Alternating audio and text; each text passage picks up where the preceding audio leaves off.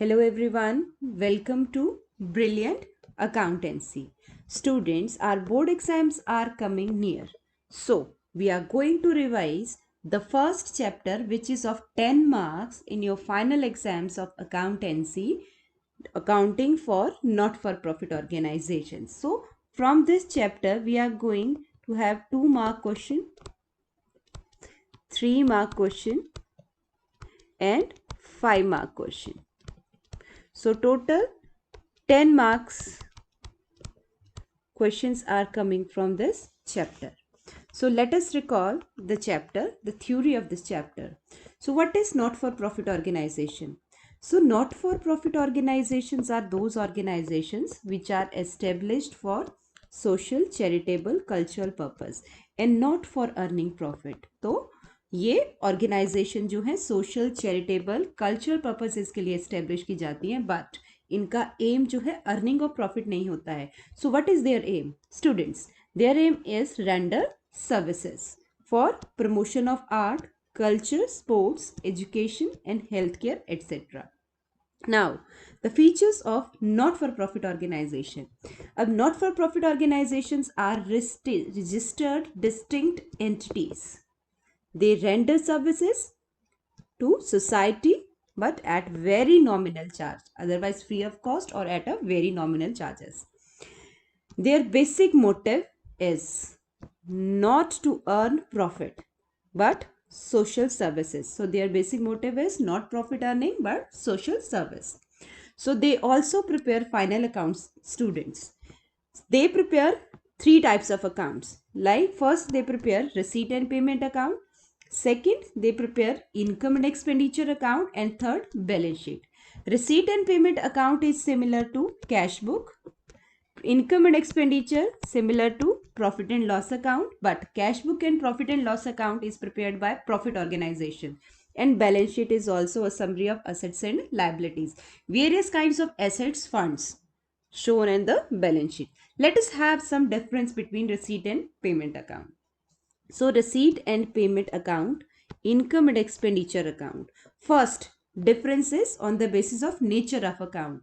So students, as I told you that receipt and payment account is just like cash book. That means it's a real account. And income and expenditure is just like profit and loss account. That means it's a nominal nature account. Second form, it is a summarized form of cash book. Receipts and payment account is a summarized form of cash book. And income and expenditure is similar to profit and loss account. Basis. Prepared on cash basis, students. Whatever we are receiving, we will put on the debit side, and whatever we are giving, we will put on the credit side. So it is prepared on cash basis, and it is prepared income and expenditure account is prepared on accrual basis. Okay, whatever we have earned, if we have not received or if there is some expenses are outstanding, still if they are related to the current year, we will show them in the account, like as we show in profit and loss account. Students, about the period. Third difference is period.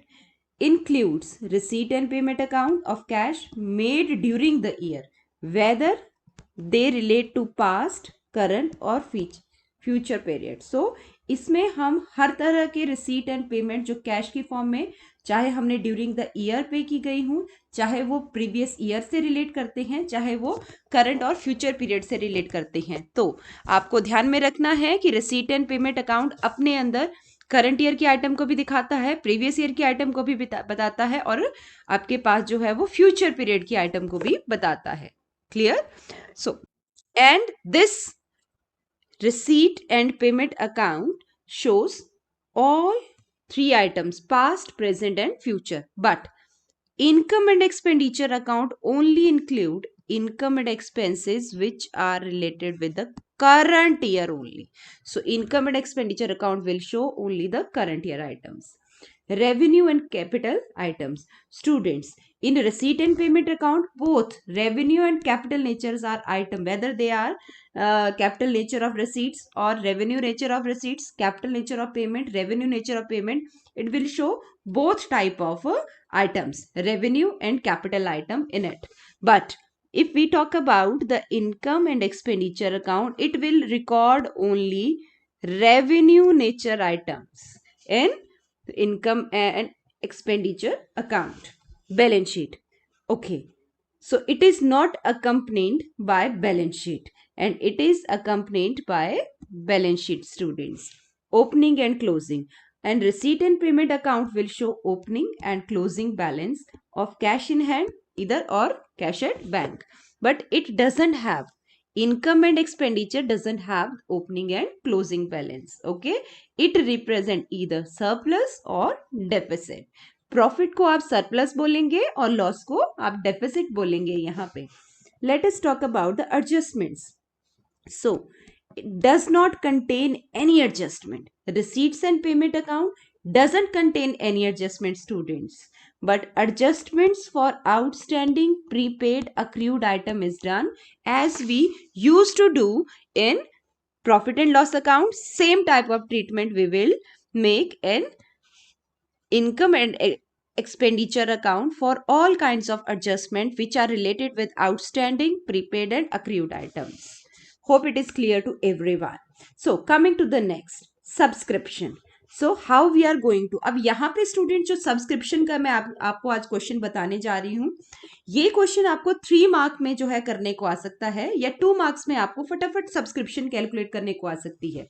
सो सबसे पहले तो बेटा subscription क्या है. आपने कहीं की services जो है सब्सक्राइब की हैं, आप सर्विसेज लेते हैं, उसके लिए आपको कुछ फी पे करनी पड़ती है एनुअल बेसिस के ऊपर, तो इन्हें हम क्या कहते हैं, सब्सक्रिप्शन कहते हैं. That we have subscribed it, और हमें उनकी सर्विसेज, तो उस पर्टिकुलर ऑर्गेनाइजेशन के लिए जो एज अ सब्सक्रिप्शन वो रिसीव करती है ऑर्गेनाइजेशन, उसकी वो इनकम का पार्ट होती है, करंट ईयर की इनकम का पार्ट है. और ये सब्सक्रिप्शन जो है ये इनकम है. ठीक है, आपके पास रिसीट एंड पेमेंट आएगा बेटा, उसमें आपके पास 3 तरह की सब्सक्रिप्शन दी होंगी. एक सब्सक्रिप्शन रिलेट करती होगी प्रीवियस ईयर के साथ, एक रिलेट की होगी करंट ईयर के साथ, और एक रिलेट की होगी आपके पास नेक्स्ट ईयर के साथ. तो बेटा आपके पास तीनों subscription past, present and future की जो है रिसीट्स एंड पेमेंट में होंगी, लेकिन उसमें से सिर्फ आप करंट ईयर की सब्सक्रिप्शन को ही शो करोगे. कहां पर, इनकम एंड एक्सपेंडिचर में, बिकॉज रिसीट एंड पेमेंट की हेल्प से हमारे पास इनकम एंड एक्सपेंडिचर बनेगा, और उसी की रिसीट एंड पेमेंट की हेल्प से ही हमारे पास बैलेंस शीट भी प्रिपेयर होगी. और जो आइटम वहां पे देंगे जो करंट ईयर से रिलेट करते हैं, रेवेन्यू नेचर की आइटम्स, उनको हम रिसीट एंड पेमेंट से ट्रांसफर करते हैं इनकम एंड एक्सपेंडिचर अकाउंट में. और बाकी जो बच के capital nature item, they will be shown on the balance sheet, either on the liability side और on the asset side. So how we are going to calculate the subscription, students? So यहाँ पे मैं आपको एक थोड़ा सा बता रही हूँ कि taking the figure of subscription received, सबसे पहले आप फिगर लीजिए. कहाँ से लेंगे आप, receipt and payment account में as the base. Addition or subtraction for the current year, though outstanding, and subtraction for subscription of past and future period should be done to arrive at the figure to be credited to income and expenditure account. देखिए students, जो आपके पास income and expenditure में बच्चों दिखानी है subscription, आपके पास total subscription दी होगी, जिसमें आपके पास पास्ट की भी होगी, प्रेजेंट की भी होगी, फ्यूचर की भी होगी.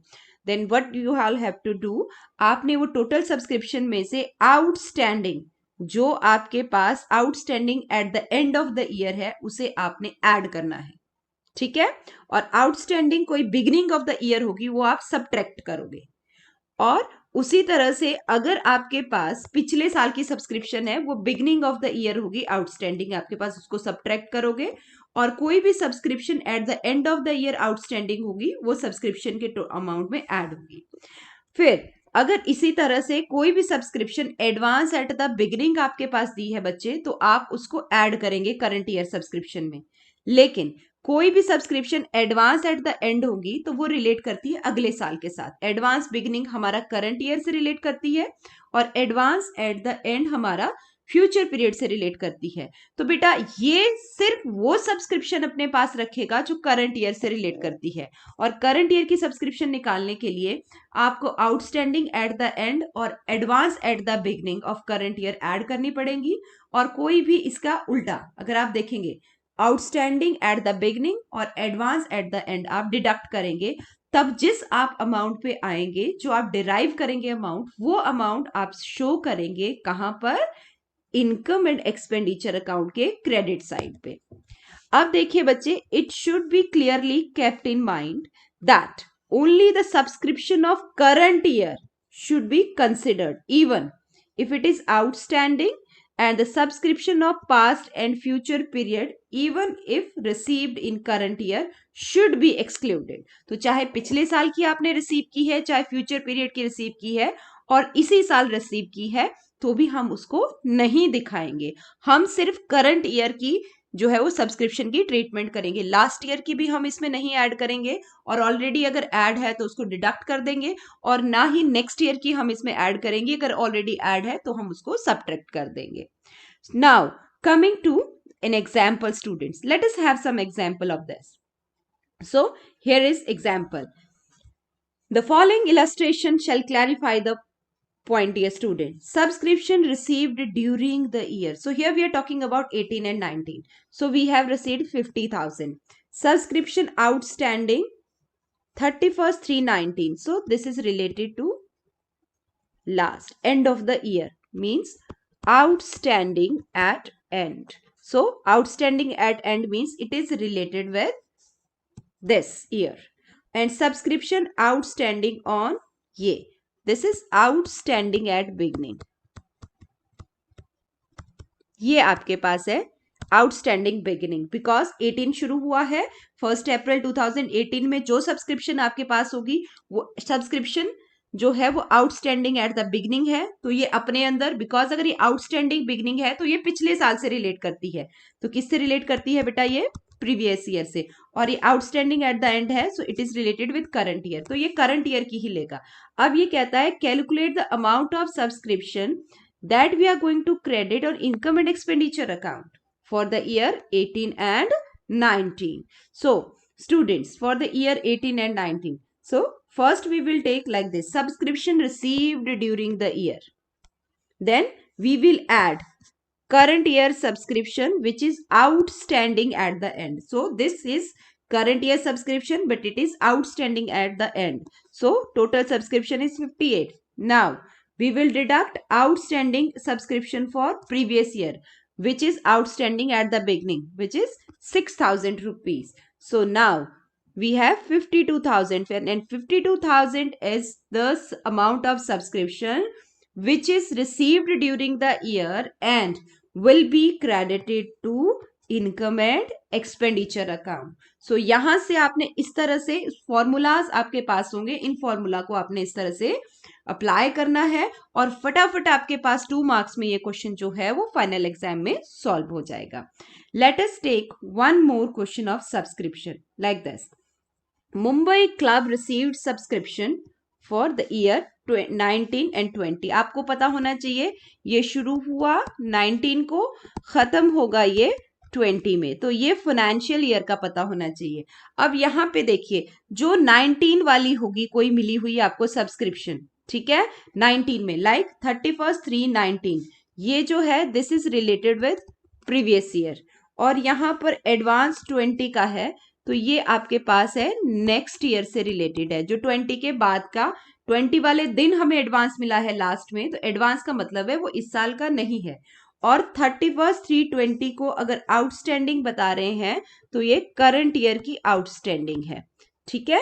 एंड अब ये कह रहा है आपके पास of which ₹4,000 received for 19 and 20, इसमें ऑलरेडी जो आपके पास है, ठीक है, सब्सक्रिप्शन आउटस्टैंडिंग 18-19 की आपके पास है, प्रीवियस ईयर की आउटस्टैंडिंग है आपके पास, ठीक है, जितने की ऑफ विच ₹4,000 रिसीव्ड इन, जिसमें कि 4,000 है which is received in 18 and 19। अब हम कैलकुलेट करेंगे बेटा, अब देखिए टोटल सब्सक्रिप्शन रिसीव की थी 1,50,000। अब आउटस्टैंडिंग फॉर 19 एंड 20 है, ये current year outstanding at the and है, हम इसे ऐड करेंगे। और subscription received in advance at the beginning, जब एडवांस एट द बिगिनिंग है आपके पास, ठीक है, तो एडवांस एट द बिगिनिंग आपके पास कितना आया हुआ है, ये एडवांस है, ठीक है। तो ये एडवांस आपने रिसीव किया है प्रीवियस ईयर में, और ये एडवांस अगर प्रीवियस ईयर में रिसीव किया है तो करंट ईयर से है। तो यहां पर आप क्या करेंगे, जो भी आपने एडवांस किया है 19 में रिसीव, तो ये एडवांस एट द बिगिनिंग है, ये भी यहाँ पे ऐड होगा। तो आपके पास अमाउंट आ गया 1,58,300। अब इसमें सब्ट्रैक्ट क्या क्या करेंगे, subscription received in advance at the and जो कि 5,100 है, वो इस साल से रिलेट नहीं कर रही है 1920 से, नेक्स्ट ईयर से है, तो ये अपने अंदर नहीं रखेगा।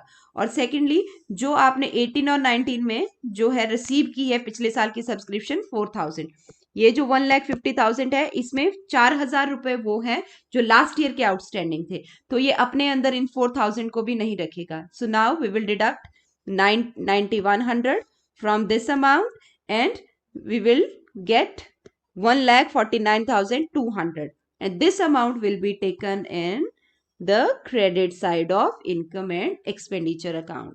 तो इस तरह से बेटा आप लोगों ने जो है वो प्रिपेयर करना है इसको, और जब आप इसको प्रिपेयर करेंगे तो आप लोगों को पता चलेगा इनकम एंड एक्सपेंडिचर अकाउंट में सब्सक्रिप्शन को कैलकुलेट करना बहुत इजी होता है। So that's all from my side. All the best for your exams. Thank you.